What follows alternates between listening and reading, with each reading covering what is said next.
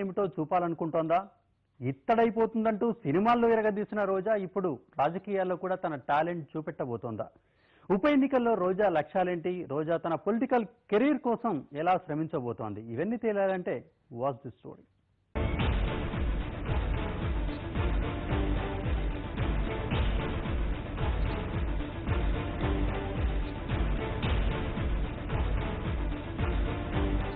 తిరుపతిలో వైఎస్ఆర్ కాంగ్రెస్ ను గెలిపించేందుకు రోజా సర్వశక్తులొడ్డుతున్నారు.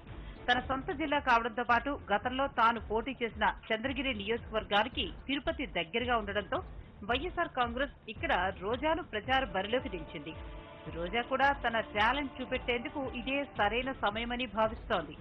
వైఎస్ఆర్ కాంగ్రెస్ కు ఎంతో కీలకమైన ఈ ఉప ఎన్నికల్లో పార్టీకి అండగా నిలబడి అభ్యర్థుల గెలుపుకు దోహదపడితే ఆ తర్వాత తన పొలిటికల్ కెరీర్ కు ధోకా ఉండదని రోజా భావిస్తోంది.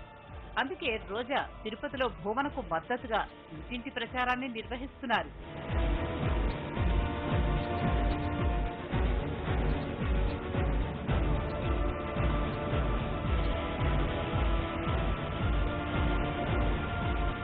రోజా ప్రధానంగా తిరుపతిలోనే ఇంటింటి ప్రచారానికి దిగడానికి అనేక కారణాలున్నాయి.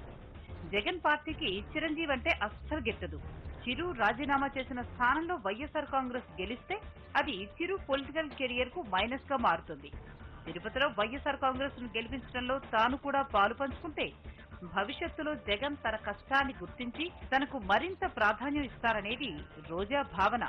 అందుకే రోజా ఒకప్పుడు చిరంజీవితో కలిసి వెండి తెరపై ఆడి పాడినా కూడా చిరుకు వ్యతిరేకంగా గళమెత్తుతోంది. మెగాస్టార్ పై డిప్పులు తిరుగుతోంది. సొంత జిల్లాలో తాను ఎంతో కొంత ప్రభావం చూపించగలదు అనే భావన వైఎస్ఆర్ కాంగ్రెస్ పార్టీలో కల్పించాలనే దిశగా రోజా అడుగులు వేస్తోంది. తిరుపతి స్థానాన్ని అటు జగన్ కూడా ఎంతో ప్రతిష్టాత్మకంగా తీసుకోవడంతో రోజా కూడా ఇక్కడ ఇంటింటికి ప్రచారం చేస్తూ ఆ పార్టీకి అండగా నిలుస్తోంది. రోజా ఇంటింటి అందరినీ పలకరిస్తూ జగన్ పార్టీకి ఓటెయ్యాలని కోరుతోంది.